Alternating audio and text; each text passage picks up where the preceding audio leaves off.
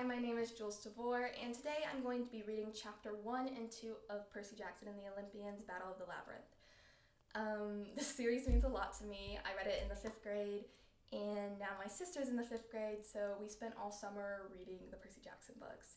And it's been so much fun to dive back into this world, truly, it made me feel like a kid again. It was the best thing ever. I'm currently at SCAD working on my BFA. This quarter, I am in a class called Voiceover for Game, Animation, Commercial, and Narration. So we're on our animation unit right now, and we won't get to the narration unit until later, but I wanted to kind of test my foundational skills, see where we are. Enjoy! Chapter 1, I Battle the Cheerleading Squad. The last thing I wanted to do on my summer break was blow up another school, but there I was, Monday morning, on the first week of June, sitting in my mother's car in front of Good High on East 81st Street. Good was a big brownstone building overlooking the East River. A bunch of BMWs and Lincoln Town cars were parked out front. Staring up at the fancy stone archway, I wondered how long it would take me to get kicked out of this place. Just relax. My mom didn't sound relaxed. It's only an orientation tour. And remember, dear, this is Paul's school, so try not to, destroy it. Yes. Paul Blowfist, my mom's boyfriend, was standing out front, greeting future 9th graders as they came up the steps. With his salt and pepper hair, denim clothes, and leather jacket, he reminded me of a TV actor, but he was just an English teacher. He managed to convince Good High to accept me for 9th grade, despite the fact that I had gotten kicked out of every single school I'd ever attended. I tried to warn him it wasn't a good idea, but he wouldn't listen. I looked at my mom. You haven't told him the truth about me, have you? She tapped her fingers nervously on the wheel. She was dressed up for a job interview, her best blue dress and high-heeled shoes. I thought we could wait, she admitted. So we don't scare him away? I'm sure orientation will be fine, Percy. It's only one morning. Great, I mumbled. I can't get expelled before I even start the school year. Think positive. Tomorrow you're off to camp. After orientation, you've got your date. It's not a date, I protested. It's just Annabeth. Mom, jeez. She's coming all the way from camp to meet you. Yeah, well, you're going to the movies? Yeah, just the two of you? Mom! She held up her hands in surrender, but I could tell she was trying hard not to smile. You better get inside, dear. I'll see you tonight. I was about to get out of the car when I looked over at the steps of the school. Paul Blowfist was greeting a girl with frizzy red hair. She wore a maroon t-shirt and ratty jeans decorated with marker drawings. When she turned, I caught a glimpse of her face, and the hairs on my arms stood up straight. Percy? My mom asked. What's wrong? Nothing, I stammered. Does the school have a side entrance? Right down the block on the right. Why? I'll see you later. My mom started to say something, but I got out of the car and ran, hoping the redhead girl wouldn't see me. What was she doing here? Not even my luck could be this bad. Yeah, right. I was about to find out my luck could get a whole lot worse. Sneaking into orientation didn't work out too well. 2 cheerleaders in purple and white uniforms were standing at the side entrance, waiting to ambush freshmen. Hi! They smiled, which I figured was the first and last time any cheerleaders would be that friendly to me. One was blonde with icy blue eyes. The other was African American with dark curly hair like Medusa's. And believe me, I know what I'm talking about. Both girls had their names stitched in cursive on their uniforms. But with my dyslexia, the words looked like meaningless spaghetti. Welcome to Good High, the blonde girl said. You're so going to love it. But as she looked me up and down, her expression said something more like, Ew, who is this loser? The other girl stepped forward uncomfortably close to me. I studied the stitching on her uniform and made out Kelly. She smelled like roses and something else that I recognized from riding lessons at camp. The scent of freshly washed horses. It was a weird smell for a cheerleader, but maybe she owned a horse or something. Anyway, she stood so close, I got the feeling she was going to push me down the steps. What's your name, Fish? Fish? Freshman. Percy. The girls exchanged looks. Oh, Percy Jackson, the blonde one said. We've been waiting for you. That sent a major uh-oh chill down my spine. They were blocking the entrance, smiling in a not-so-friendly way. My hand crept instinctively towards my pocket, where I kept my lethal ballpoint pen riptide. Then another voice came from inside the building. Percy? It was Paul Blowfist, somewhere down the hallway. I'd never been so glad to hear his voice. The cheerleaders backed off. I was so anxious to get past them, I accidentally kneed Kelly in the thigh. click. Her leg made a hollow metallic sound. Like a flagpole. Ow, she muttered. Watch it, fish. I glanced down, but her leg looked like a regular old leg. I was too freaked out to ask questions. I dashed into the hallway, the cheerleaders laughing behind me. There you are, Paul told me. Welcome to Good. Hey, Paul. Mr. Blowfist. Percy, you look like you've seen a ghost. Yeah. He clapped me on the back. Listen, I know you're nervous, but don't worry. We get a lot of kids in here with ADHD and dyslexia. The teachers know how to help. If only ADHD and dyslexia were my biggest worries. I mean, I knew Paul was trying to help, but if I told him the truth about me, he'd either think I'm crazy or he'd run away screaming. Those cheerleaders, for instance, I had a bad feeling about them. Then I looked down the hall, and I remembered I had another problem. The red-headed girl I'd seen on the front steps was just coming in the main entrance. Don't notice me, I prayed. She noticed me. Her eyes widened. Where's orientation? I asked Paul. The gym. That way. But, bye. Percy, he called out, but I was already running. I thought I'd lost her. A bunch of kids were heading for the gym, and soon I was just one of 300 14-year-olds all crammed into the bleachers. A marching band played an out-of-tune fight song that sounded like somebody hitting a bag of cats with a metal baseball bat. Older kids, probably student council members, stood up front modeling the Good school uniform and looking all, hey, we're cool. Teachers milled around, smiling and shaking hands with students. The walls of the gym were plastered with purple and white banners that said, welcome future freshmen, good is good, we're all family, and a bunch of other happy slogans that pretty much made me want to throw up.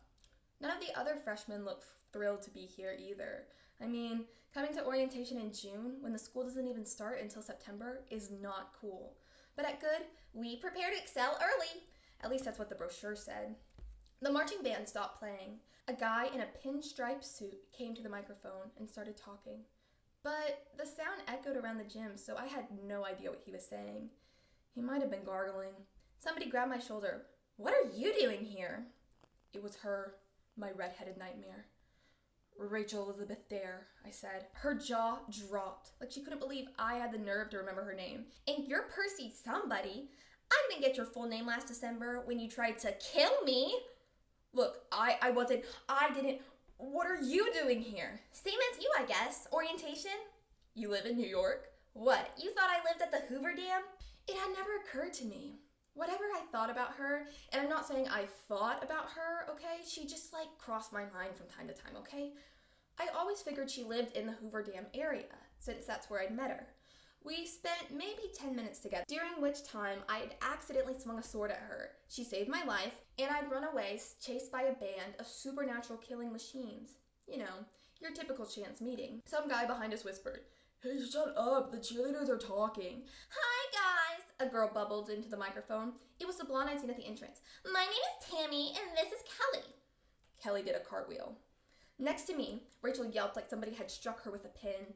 A few of the kids looked over and snickered, but Rachel just stared at the cheerleaders in horror. Tammy didn't seem to notice the outburst. She started talking about all the great ways we could get involved during our freshman year. "Run," Rachel told me. "Now." "Why?" Rachel didn't explain. She pushed her way to the edge of the bleachers, ignoring the frowning teachers and grumbling kids she was stepping on. I hesitated. Tammy was explaining how we were about to break into small groups and tour the school. Kelly caught my eye and gave me an amused smile, like she was waiting to see what I'd do. It would look bad if I left right now. Paul Blowfist was down there with the rest of the teachers. He'd wonder what was wrong. Then I thought about Rachel Elizabeth Dare and the special ability she'd shown last winter at the Hoover Dam. She'd been able to see a group of security guards who weren't guards at all, who weren't even human. My heart pounding, I got up and followed her out of the gym. I found Rachel in the band room. She was hiding behind a bass drum in the percussion section. "Get over here," she said. "Keep your head down." I felt pretty silly hiding behind a bunch of bongos, but I crouched beside her. "Did they follow you?" Rachel asked. "You mean the cheerleaders?" She nodded nervously. "I don't think so," I said. "What are they? What did you see?" Her green eyes were bright with fear. She had a sprinkle of freckles on her face that reminded me of constellations. Her maroon t-shirt read, Harvard, Art Department. You wouldn't believe me." "Oh yeah, I would, I promise. I know you can see through the mist." "The what?" "The mist. It's like this veil that hides the way things really are. Some mortals are born with the ability to see through it. like you. She studied me carefully. You did that at the Hoover Dam. You called me immortal. Like, you're not. I felt like punching a bongo. What was I thinking? I could never explain. I shouldn't even try. Tell me, she begged. You know what it means. All these horrible things that I see. Look, this is gonna sound weird. Do you know anything about Greek myths? Like the Minotaur and the Hydra? Yeah, just try not to say those names when I'm around, okay? And the Furies, she said, warming up, and the Sirens, and... Okay, I looked around the band hall, sure that Rachel was going to make a bunch of bloodthirsty nasties pop out of the wall. But we were still alone. Down the hallway, I heard a mob of kids coming out of the gymnasium. They were starting the group tours. We didn't have long to talk. All those monsters, I said. All the Greek gods, they're real. I knew it. I would have been more comfortable if she'd called me a liar, but Rachel just looked like I'd confirmed her worst suspicions. You don't know how hard it's been, she said. For years, I thought I was going crazy. I couldn't tell anybody. I couldn't... Her eyes narrowed. Wait, who are you? I mean, really? Not a monster. Well, I know that. I could see if you were... You look like... you. But you're not human, are you? I swallowed. Even though I'd had 3 years to get used to who I was, I never talked about it with a regular mortal before. I mean, except for my mom, but she already knew. I don't know why, but I took the plunge. I'm half human, I said. I'm a half-blood, I said. Half human. A half what? Just then, Tammy and Kelly stepped into the band room. The doors slammed shut behind them. There you are, Percy Jackson, Tammy said. It's time for your orientation. They are horrible, Rachel gasped. Tammy and Kelly were still wearing their purple and white cheerleader costumes, holding pom-poms from the rally. What do they really look like? I asked, but Rachel was too stunned to answer. Oh, forget her! Tammy made a brilliant smile and started walking towards us. Kelly stayed by the door, blocking our exit. They trapped us. I knew we'd have to fight our way out, but Tammy's smile was so dazzling it distracted me. Her blue eyes were beautiful, the way her hair swept over her shoulder. Percy, Rachel warned. I said something really intelligent like, huh? Tammy was getting closer. She held out her pom-poms. Percy! Rachel's voice seemed to be coming from a long way away. Snap out of it! It took all of my willpower, but I got my pen out of my pocket and uncapped it. Riptide grew into a 3-foot-long bronze sword, its blade glowing with a faint golden light. Tammy's smile turned to a sneer. Oh, come on, she protested. You don't need that. How about a kiss instead? She smelled like roses and clean animal fur, a weird but somehow intoxicating smell. Rachel pinched my arm hard. Percy, she wants to bite you. Look at her. She's just jealous. Tammy looked back at Kelly. May I, mistress? Kelly was still blocking the door, licking her lips hungrily. Go ahead, Tammy. You're doing fine. Tammy took another step forward, but I leveled the tip of my sword at her chest. Get back. She snarled. Freshman, she said with disgust. This is our school, Half-Blood. We feed on whom we choose. Then she began to change. The color drained out of her face and arms. Her skin turned white as chalk. Her eyes completely red. Her teeth grew into fangs. A vampire, I stammered. Then I noticed her legs. Below the cheerleader skirt, her left leg was brown and shaggy, with a donkey's hoof. Her right leg was shaped like a human leg, but it was made of bronze. A vampire with... Don't mention the leg, Tammy snapped. It's rude to make fun. She advanced on her weird, mismatched legs. She looked totally bizarre, especially with the pom-poms, but I couldn't laugh. Not facing those red eyes and sharp fangs. A vampire, you say? Kelly laughed. That silly legend was based on us, you fools. We're in Pauzai, servants of Hecate. Tammy edged closer to me. Dark magic formed us from animal, bronze, and ghost. We exist to feed on the blood of young... Now come, give me that kiss. She bared her fangs. I was so paralyzed I couldn't move, but Rachel threw a snare drum at the imposa's head. The demon hissed and batted the drum away. It went rolling along the aisles between music stands, its springs rattling against the drum head. Rachel threw a xylophone too, but the demon just swatted that away too. I don't usually kill girls, Tammy groaned, but for you, mortal, I'll make an exception. Your eyesight is a little too good. She lunged at Rachel. No, I slashed with Riptide. Tammy tried to dodge my blade, but I sliced straight through her cheerleader uniform, and with a horrible wail, she exploded into dust all over Rachel. Rachel coughed. She looked like she just had a sack of flour dumped on her head. Gross! Monsters do that, I said. Sorry. You killed my trainee, Kelly yelled. You need a lesson in school spirit, half-blood. Then she began to change. Her wiry hair turned to flickering flames. Her eyes turned red. She loped towards us. I am a senior in Buza, she growled. No hero has ever bested me in 1,000 years. Yeah, I said. Then you're overdue. Kelly was a lot faster than Tammy. She dodged my first strike and rolled into the brass section, knocking over a row of trombones with a mighty crash. Rachel scrambled out of the way. I put myself between her and the Empusa. Kelly circled us, her eyes going from me to the sword. What a pretty little blade, she said. What a shame it stands between us. Her form shimmered. Sometimes a demon, sometimes a pretty cheerleader. I tried to keep my mind focused, but it was really distracting. Poor dear, Kelly chuckled. You don't even know what's happening, do you? Soon your pretty little camp in flames. Your friends made slaves to the Lord of Time, and there's nothing you can do to stop it. It would be merciful to end your life now before you have to see that.